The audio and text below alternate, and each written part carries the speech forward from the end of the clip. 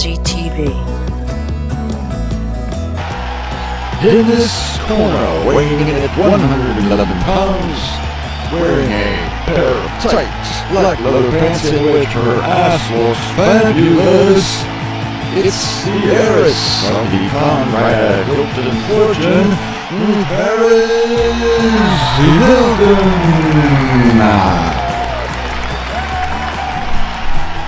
And in this corner, weighing in at 175 pounds, known as the world's most outspoken mongol star, wearing a pair of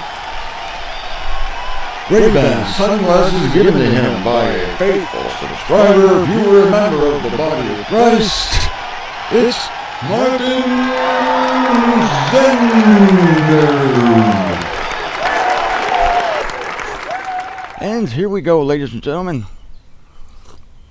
Welcome to this great bout, this great match. Ms. Hilton is going to take the first shots here. I'm going to give her priority, ladies first. And so I'm going to link you to a video of Paris Hilton pimping her ride. That is, that's it. Paris Hilton pimping her ride. It is her dream come true. She has a specialized BMW, but she's not satisfied with it. I don't know. It's just only a BMW, but she wants it to have some kind of metallic skin on it. And this is something she's always dreamed of. She's dreamed of it for years. And all her fans have been waiting breathlessly for her to unveil this marvel, this wonder. Well, ladies and gentlemen, she has done it. A faithful viewer of this show sent me the video thinking I would be interested in it. I was very interested in it. And it's linked below. I could show you a couple clips maybe. Okay, there's the heiress of the Conrad Hilton fortune, the granddaughter of Conrad himself, Paris Hilton. She's loving it. It's a beautiful car, yes. Oh, it's a beautiful car. But let me ask you this, ladies and gentlemen. How long will it last? Will it endure into the next eon? Will it resist rust? Will it resist moth? Will it resist thievery? Oh, well, we shall see. And now, ladies and gentlemen, Martin Zender. This poor guy. One time, he made a video behind this very cottage where he now lives. He had his wall. He had his back against the wall of the building. He was sitting on the ground in between a garbage pail and a ladder. And one of his faithful viewers said, "Martin, that was the best video you ever made because I loved it. You were just in the most humble place I can imagine." Yeah, that was pretty humble, all right. In between, it was my cathedral. In between a garbage bin and a ladder. Back against the wall, ass on the dirt. Who is going to win this epic competition? How many rounds will it take? Well, ladies and gentlemen, we're in the 15th round. The fight is about over. And I don't mean any disrespect here, but the days of Paris Hilton are numbered. Yes, because what the world deems to be profit, what the world deems to be riches, is actually poverty and is actually non-profit.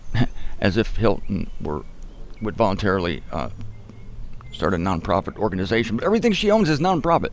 It's not going to profit her anything in the resurrection of the dead. It's not her fault. I'm not saying it's her fault. I'm just pitting Paris Hilton against Martin Zender.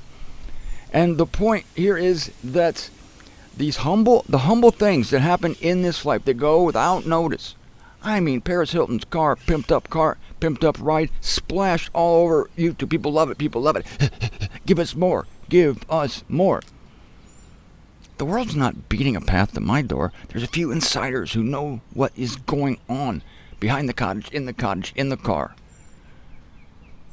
in my kitchen.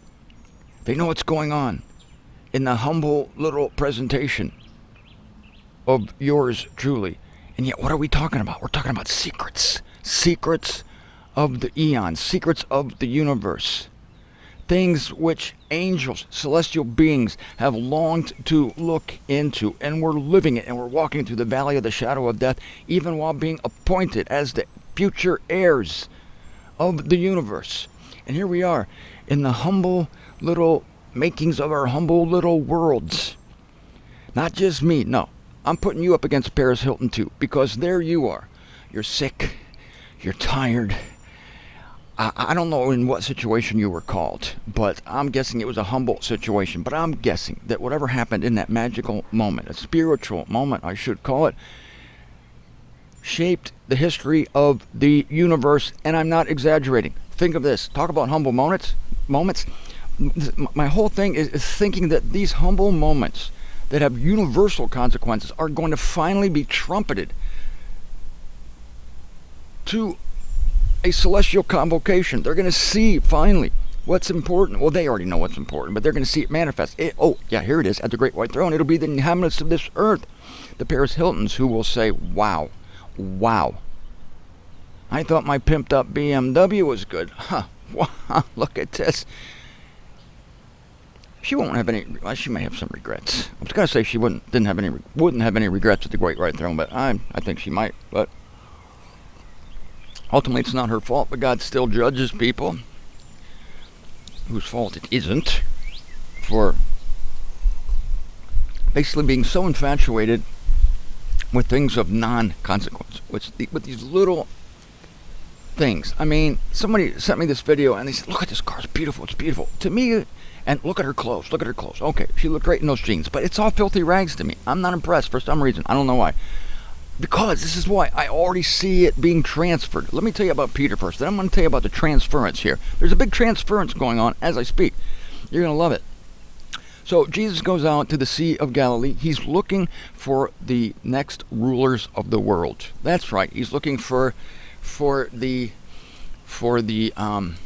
benevolent dictators that will be running this earth in the 1,000 years. His 12 disciples. He goes to the Sea of Galilee on a really subtle day, a day that nobody would recognize as anything great, and he says, "Hey, you, come here." Right? Hey, you, come here.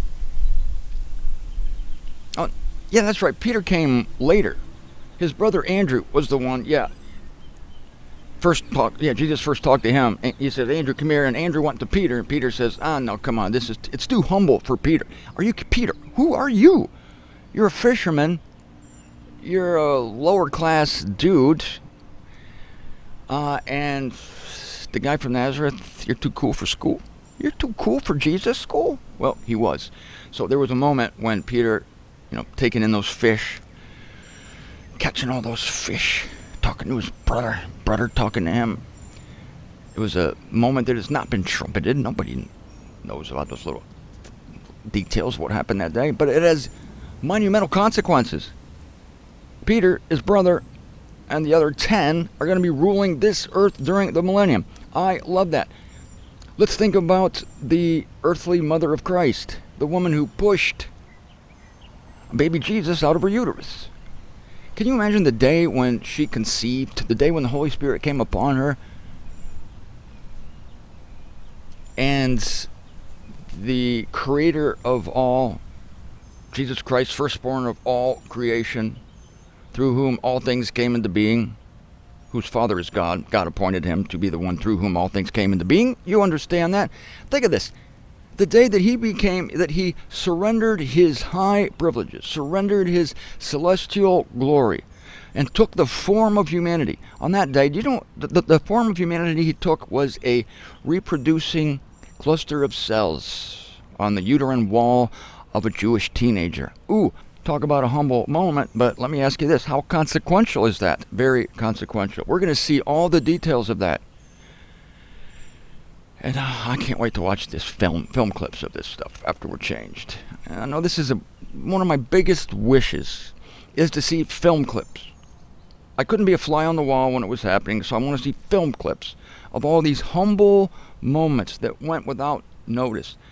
Paris Hilton pimping her BMW, that's not going to be in the highlight reel from Eon 3. It's not going to make the highlight reel. It's going to be way down there. Why? Because the first are going to be last. and the last are going to be first. This is a principle, and it's now happening because I quote to you from 1 Corinthians. Watch this. It's down here. The chiefs of this eon are being discarded. They are being discarded right now as I speak. You know how I told you in God's mind we're justified? We're already justified by faith apart from works of law, and all it takes is for this body of sin to be changed, but in the meantime we're to think of ourselves as a new creation? Right. Well, when Paul wrote 1 Corinthians, in the mind of God, the transference was already happening. The chiefs of this eon, Paul says, in his time, are being discarded. So they're on their way down. That's why I look at them and I feel sorry for them. I don't think, wow, look at those people. Aren't they great? Aren't they celebrated? Look at that car. What, it shines. Look how the sun bounces off it. Ooh, shines. It's metallic now. It wasn't before, but look at it now. I feel sorry for them because I know that that's going away. It's going away. But they don't know that yet. So they're all like, wearing tight jeans and all tight leather pants. They're like, look at me. In the meantime, our humble little activities, including those of yours truly, making shows, sitting on the dirt between a garbage bin and a ladder, we're on the ascendancy. We have been. We're coming up and they're going down. And when you're aware of this, even before it happens, there's the thing. We're aware of this before it even happens. Just like being aware of justification. Before we're even constituted just, we reckon ourselves to be just because God said that that's the way He sees it. And so we live this truth now, and it's awesome. I'm living the truth now of the last becoming first and the first last. I'm living that truth now. Knowing that the chiefs of this eon are being discarded. That's why I can look at them, even in their glory, even at the apex of their celebrity, and say, you poor people. Somebody hearing me say that would say, what? How can you say that about Paris, Hilton? All those money she has. Look at her houses. Look at her clothes. Look at her car. Sorry. Not impressed. The poor kid's heading down. The poor kid's going to be last. And why am I speaking with such animation, such joy, such wonder? Because I'm on my way up, baby. And so are you.